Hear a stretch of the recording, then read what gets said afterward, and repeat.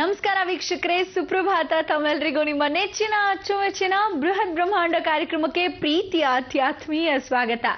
ನಿನ್ನೆಯಿಂದ ನಾವು ಒಂದ್ ರೀತಿ ಸಂಭ್ರಮಾಚರಣೆಯಲ್ಲೇ ತೊಡಗಿದೀವಿ ಅಂತ ಹೇಳ್ಬಹುದು. ಇವತ್ತು ಕೂಡ ಗುರೂಜಿಯವರ ಕುರಿತಾದ ಕೆಲವೊಂದು ಮಾಹಿತಿಯನ್ನ ನಾವು ಇಂದಿನ ಸಂಚಿಕೆಯಲ್ಲಿ ಪಡೆಯೋಣ.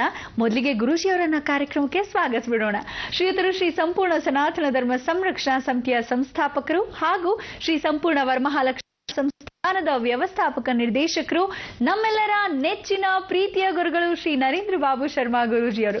ಗುರುಜಿ ನಮಸ್ಕಾರ. ಬೃಹತ್ ಬ್ರಹ್ಮಾಂಡ ಕಾರ್ಯಕ್ರಮಕ್ಕೆ ಪ್ರೀತಿಯ ಸ್ವಾಗತ ಗುರುಜಿ. ನಮಸ್ಕಾರ ಗುರುಜಿ. ಒಂದ್ ರೀತಿ ಹೇಳ್ಬೇಕಂದ್ರೆ ನಿನ್ನೆಯಿಂದ ನಾವು ಒಂದರ ಹಬ್ಬದ ವಾತಾವರಣ ಇದೆ ನಮ್ಮ ಬೃಹತ್ ಬ್ರಹ್ಮಾಂಡ ಕಾರ್ಯಕ್ರಮದಲ್ಲಿ. 400ರ ಸಂಭ್ರಮದಲ್ಲಿ ನಾವಿದ್ದೀವಿ. ಹಾಗೆ ನಿಮ್ಮ ವೈಯಕ್ತಿಕ ವಿಚಾರಗಳನ್ನ ನಾವೆಲ್ಲರೂ ತಿಳ್ಕೊತಾ ಇದ್ದೇವೆ. ಹಾಗೆ ನಮ್ಮ ವೀಕ್ಷಕರು ಕೂಡ ಕಾಯ್ತಾ ಇದ್ದಾರೆ ಇನ್ನೇನ್ ಹೇಳ್ತಾರೆ ಗುರುಜಿ ಇವತ್ತೆಲ್ಲ ಅಂತ. ಹಾಗಾಗಿ ಇವತ್ತು ಮೊದಲಿಗೆ ನೀವು ವೀಕ್ಷಕರಿಗೆ ಏನ್ ಹೇಳ್ತೀರಾ ಈ ಒಂದು ಸಂದರ್ಭದಲ್ಲಿ? ಎಲ್ಲ ವೀಕ್ಷಕ ಬಾಂಧವರಿಗೆ ಪರಿಪೂರ್ಣವಾದ ಸ್ವಾಗತ.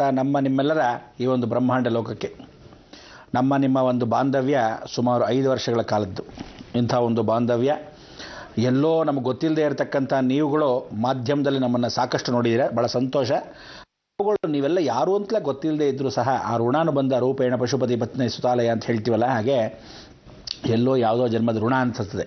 ಇಂಥ ಒಂದು ಜನ್ಮದ ಋಣದಲ್ಲಿ ಇವತ್ತು 400 ದಾಟಿದ್ದೀವಿ ಅಂತ ಇರುತ್ತೆ. ಆದರೆ ಒಂದು ವಿಚಾರ ಹೇಳ್ತೀನಿ, ಸ್ಪಷ್ಟೀಕರಣ ಪಡಿಸ್ಬೇಕು. 5 ವರ್ಷಗಳ ಕಾಲ ನಾವು ಹಳೆಯ ಮಾಧ್ಯಮದಿಂದ ಲೆಕ್ಕ ಹಾಕ್ಕೊಂಡ್ರೆ ಇವತ್ತಿಗೆ 1200 ದಶ ಅಂದರೆ ದಾಟ್ತಾ ಹೋಗಿದ್ದೀವಿ, ದಾಟ್ಕೊಂಡು ಬಂದುಬಿಟ್ಟಿದ್ದೀವಿ. ಇವತ್ತು ಬೃಹದಾಕಾರದಲ್ಲಿ ಬೆಳೆದು ನಿಂತಿದ್ದೀವಿ.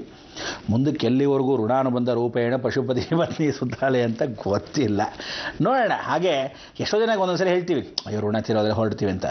ಒಂದೊಂದ್ಸಲಿ ದಿವ್ಯ ಬೈತಿರ್ತಾಳೆ, ಗುರುಳೆ ಸುಮ್ಮನೆ ರೀ ಹಾಗೆಲ್ಲ ಹೇಳ್ತಾ ಇರಬೇಡಿ ಅಂತೀರಿ. ಆದರೆ ಬರೀ ದಿವ್ಯ ಅಂತಾಳೆ ಅಂದ್ಕೊತಾ ಇದ್ವಿ. ಆದರೆ ಜನಗಳು ಕೂಡ ಮನೆ ಹತ್ರ ಬಂದು ಅದಕ್ಕೆ ಅಂತ ಪರ್ಟಿಕ್ಯುಲರಾಗಿ ಅದಕ್ಕೋಸ್ಕರನೇ ಮನೆ ಹತ್ರ ಬಂದು, ಗುರುಳೆ ಇನ್ನೊಂದು ಸಲ ನೀವು ಟಿ ವಿ ಮಾಧ್ಯಮದಲ್ಲಿ ನಾನಿನ್ನು ಹೊರಟೋಗ್ತೀನಿ ಮಾಡ್ತೀನಿ, ಇನ್ನು ಬರೋದಿಲ್ಲ, ಇಂಥದ್ದೆಲ್ಲ ಮಾತುಗಳನ್ನ ಹೇಳಬೇಡಿ ಅಂತ ಕೂಡ ಹೇಳ್ತಾರೆ. ಆದರೆ ಪಾಪ ಹೇಳಬೇಡ ಅಂತ ಅವ್ರೇನೋ ಹೇಳ್ತಾರೆ, ಋಣ ಅಲ್ವಾ? ನನಗೆ ನೋಡಿ ಒಂದು ಹೇಳ್ತೀನಿ, ಈ ಮುಖ್ಯ ಧ್ಯೇಯೋದ್ದೇಶ ನಾನು ಜೀವನದಲ್ಲೇ ಭೂಮಿ ಮೇಲೆ ಹುಟ್ಟಿರತಕ್ಕಂಥ ಒಂದು ಕಾರ್ಯವನ್ನು ಮಾಡಬೇಕು. ಅದು ಹುಟ್ಟುತ್ತಾ ಗೊತ್ತಿಲ್ಲದೆ ಇರತಕ್ಕಂಥ ವಿಚಾರ, ತದನಂತರ ಮಧ್ಯದಲ್ಲಿ ಗೊತ್ತಾಗಿರ್ತಕ್ಕಂಥ ವಿಚಾರ, ದೈವತತ್ವಕ್ಕೆ ಹಾಗೇ ಆಧ್ಯಾತ್ಮದಲ್ಲಿ ಭಾಳ ತಲ್ಲೀನಾದ ಮೇಲೆ ಏನೋ ಋಷಿಮುನಿಗಳ ಮುಖಾಂತರವಾಗಿ, ನಾನು ಹೋಗಿರ್ತಕ್ಕಂಥ ಗುರುಗಳ ಮುಖಾಂತರವಾಗಿ, ಹಿಮಾಲಯದಿಂದ ಕಾಶ್ಮೀರದವರೆಗೂ ಇರತಕ್ಕಂಥ ಎಲ್ಲರ ಮುಖಾಂತರವಾಗಿ ತಿಳಿದು ಬಂದಿದ್ದು ದೈವ ರಹಸ್ಯದಲ್ಲಿ ತಾಳೆಗೆರಲ್ಲಿ ಗೊತ್ತಾಗಿರ್ತಕ್ಕಂಥ ವಿಚಾರ ಏನಂದರೆ, ಲೋಕಕ್ಕೋಸ್ಕರ ನಾನು ಲೋಕ ಕಲ್ಯಾಣಕ್ಕೋಸ್ಕರ ಹುಟ್ಟಿರ್ತಕ್ಕಂಥ ವಿಚಾರ. ಅದಿಲ್ಲಿ ಹೋದ ಜನ್ಮಾಂತರದಲ್ಲಿ ನಾನು ಯಾರ ಸೇವಕ ಏನು ಎತ್ತ ಅಂತ ಆ ಜಗನ್ಮಾತೆ ಕೃಪಾ ಕಟಾಕ್ಷದಲ್ಲಿ ಪಾತ್ರರಾಗಿರ್ತಕ್ಕಂಥದ್ದು. ಸೊ 2012 ಎಲ್ಲ ಜಗತ್ತಿಗೆ ಗೊತ್ತಾಗುತ್ತೆ ನಾನು ಯಾರು ಎತ್ತ ಅನ್ನೋದು. ನನಗೂ ಇನ್ನೂ ಸದ್ಯಕ್ಕೆ ಗೊತ್ತಿಲ್ಲ. ಆದರೂ ಸಹ ನನ್ನ ಮುಖಾಂತರ ಇಷ್ಟೆಲ್ಲ ಅಭಿಮಾನಿಗಳು ಬೆಳೆದಿರತಕ್ಕಂಥದ್ರಲ್ಲಿ ನಾವೇನು ಹೇಳ್ತೀವಿ, ಡಾಕ್ಟರ್ ರಾಜ್ಕುಮಾರ್ ಹೇಳೋರು ಅಭಿಮಾನಿ ದೇವತೆಗಳೇ ಅಂತ. ನಾವು ಆಧ್ಯಾತ್ಮದಲ್ಲಿ ದೈವಾನುಗ್ರಹ ಭಕ್ತಪ್ರಿಯರೇ ಅಂತ ಹೇಳ್ತೀವಿ. ಎಷ್ಟು ಚೆನ್ನಾಗಿರುತ್ತೆ ಅಂದರೆ, ನಿಜಕ್ಕೂ ದೈವ ಭಕ್ತಿಯನ್ನು ಭಾಳ ಜನ ಹೊಂದ್ಕೊಂಡಿರ್ತಕ್ಕಂಥವರಿಗೆ ಈ ಅಪಾರವಾದ ಪ್ರೀತಿ. ಕೆಲವರು ಬೈಕೊಂಡು ಪ್ರೀತಿಸ್ಕೊಂಡ್ರು, ಕೆಲವರು ಬೈದೇನೇ ಪ್ರೀತಿಸಿದ್ರು, ಕೆಲವರು ಹಾಗೇ ಪ್ರೀತಿಸಿದ್ರು, ಕೆಲವರು ವಿಚಾರ. ಆದರೆ ಒಂದು ನಿಜ, ನಾನು ಬೈದೇನೋ ಎಷ್ಟೋ ಜನಕ್ಕೆ ಮೆಚ್ಚುಗೆ ಆಗಿರ್ತಕ್ಕಂಥ ವಿಚಾರ ಅಂದರೂ ಸತ್ಯ. ಯಾವುದೇ ರೀತಿಯಾಗಿ ಬೈದೇನೇ ಒಂದು ಕಾರ್ಯಕ್ರಮ ಮಾಡಿದ್ವಿ ಅಂತ ಇಟ್ಕೊಳ್ಳೋಣ, ಗೊತ್ತೇ ಇರ್ದಿದೆ ಇಷ್ಟ ಆಗ್ತಿತ್ತೋ, ಕಾರ್ಯಕ್ರಮ ನೋಡ್ತಾ ಇದ್ರು, ಅಥವಾ ಈ ಒಂದು ಯಶಸ್ಸಿನ ಹಾದಿ ನಮಗೆ ಲಭ್ಯ ಆಗ್ತಾ ಇತ್ತೋ ಇಲ್ವೋ, ಎಲ್ಲದಕ್ಕೂ ಋಣ ಭಗವಂತನ ಇಚ್ಛೆ ಅಂತ ಒಂದಿರಬೇಕು. ಆ ರೀತಿ ನಡ್ಕೊಂಡೆಲ್ಲೋ ಹೋಗ್ತಾ ಇದ್ದ ನಮಗೆ ಒಂದು ಒಳ್ಳೆಯ ಸ್ಥಾನ ಮಾನ ಗೌರವ ಸಿಕ್ಕಿದಾಗ ಪ್ರತಿಯೊಬ್ಬರನ್ನು ಮರಿಬಾರ್ದು. ಅದಕ್ಕೆ ಮೊದಲಿಂದ ಇವತ್ತಿನವರೆಗೂ ಎಲ್ಲ ಸಹಕರಿಸಿರ್ತಕ್ಕಂಥ ಮಾಧ್ಯಮದ ವರ್ಗದವರಾಗಲಿ, ಒಳಗಡೆ ಇರತಕ್ಕಂಥ ತಾಂತ್ರಿಕ ವರ್ಗದವರಾಗಲಿ, ಕ್ಯಾಮ್ರಾದವರಾಗಲಿ, ಮೇಕಪ್ ಅವರಾಗಲಿ, ಯಾರ್ಯಾರ ಜೊತೆಗಿದ್ರು, ಮೊದಲಿಂದ ದಿವ್ಯ ಮೊದಲಿದ್ಲೋ, ಮಧ್ಯದಲ್ಲಿ ಎಲ್ಲೋ ಮಾಯವಾಗಿದ್ಲೋ, ತದನಂತರ ಮತ್ತೆ ತಿರುಗಿ ದಿವ್ಯರ ಇರಲಿ. ಯಾಕಂದರೆ ಆಧ್ಯಾತ್ಮದಲ್ಲಿ ಒಳ್ಳೆ ಮಾತುಕತೆ ಅಂತ ಎಷ್ಟೋ ಜನಕ್ಕೆ ಪ್ರಶಂಸೆ ಕೇಳ್ಬಟ್ಟಾಗ ಅವಳು ಮತ್ತೆ ಕೇಳ್ಕೊಂಡ್ವಿ ನಮ್ಮ ಈ ಮಾಧ್ಯಮದಲ್ಲಿ ಜೊತೆಗಿರಲಿ ಅಂತ. ಸೊ ಜಿ ಕನ್ನಡ ವಾಹಿನಿ ಮುಖಾಂತರವಾಗಿ ಇವತ್ತು ರೆವಲ್ಯೂಷನ್ ಕ್ರಿಯೇಟ್ ಏನು ಮಾಡಿದ್ವಿ ಆಧ್ಯಾತ್ಮದಲ್ಲಿ, ಟಿ ವಿ ಮಾಧ್ಯಮದಲ್ಲಿ. ಒಂದು ಸತ್ಯ ಹೇಳ್ತೀನಿ, ಬೆಳಗಿನ ಕಾರ್ಯಕ್ರಮ ಯಾವನೋ ಒಂದು ಮಗನೂ ನೋಡ್ತಾ ಇಲ್ಲ, ಎಲ್ಲೂ ನೋಡ್ತಾ ಇರಲಿಲ್ಲ. ಬೆಳಗ್ಗೆ ಬ್ಯಾಂಡ್ ಅನ್ನೋದೇ ಯಾರೂ ನೋಡ್ತಾ ಇಲ್ಲದಿರೋದು ಕಾರ್ಯಕ್ರಮ. ಆದರೆ ಯಾವತ್ತು ನಾನು ಪ್ರಾರಂಭಿಸಿದೆ ಆವತ್ತಿನಿಂದ ಇವತ್ತಿನವರೆಗೂ ಬೆಳಗಿನ ಕಾರ್ಯಕ್ರಮವೇ ಯಶಸ್ವಿಯಾಗಿ ನಡೀತಕ್ಕಂಥ ವಿಚಾರ. ಎಲ್ಲ ಮಾಧ್ಯಮದಲ್ಲೂ, ಎಲ್ಲ ಭಾಷೆಯ ಮಾಧ್ಯಮದಲ್ಲೂ ಇವತ್ತಿನ ದಿವಸ ಭಾರತ ದೇಶ ಇಡೀ ಪೂರ್ತಿ ನೋಡಿ, ಬೆಳಗಿನ ಜಾವದಲ್ಲಿ 6 ಗಂಟೆಯಿಂದ ಕನಿಷ್ಠ ಪಕ್ಷ 1 ಅವರ್ಗಾದರೂ ಒಂದು ದೈವ ಚಿಂತನೆಯನ್ನು ಮಾಡ್ತಕ್ಕಂಥ ಯಾವುದೇ ಒಂದು ಮಾಧ್ಯಮ ಆಗಲಿ ಮಾಡ್ತಾ ಇದ್ದಾರೆ. ತುಂಬ ಸಂತೋಷ. ಅಂದರೆ ಇಷ್ಟು ಮಟ್ಟಿಗೆ ಆ ಮಾಧ್ಯಮದಲ್ಲೇ ಜನಗಳನ್ನ ಗೊತ್ತಿದ್ದೋ ಗೊತ್ತಿಲ್ಲದೇನೋ ಇಷ್ಟು ಮಟ್ಟಿಗೆ ತಿದ್ದಿ ಎಷ್ಟೋ ಜನ ಸಿದ್ಧಾಗಿದ್ದಾರೆ. ಕೆಲವರು ಬೈಕೊಂಡಿರ್ಬೋದು, ಕೆಲವರು ಒಳ್ಳೆಯದಕ್ಕಿರ್ಬೋದು, ಕೆಲವರು ಅಪವಾದಗಳು ಹಾಕಿರ್ಬೋದು. ಒಂದು ಹೇಳ್ತೀನಿ ಈ ಸಂದರ್ಭದಲ್ಲಿ ಏನು ಅಂದರೆ, ಮೊದಲಿಂದ ನಾನು ಏನು ಮಾಡಿಕೊಂಡು ಬಂದೆ ಅದರಲ್ಲಿ ನೀವು ಯಾವತ್ತೂ ತಿಳ್ಕೋಬೇಕು, ನಾವು ಕಲ್ತಿದ್ದ ಮಾರ್ಗವೇ ಬೇರೆ, ನೀವು ಕಲ್ತಿದ್ದ ಮಾರ್ಗವೇ ಬೇರೆ.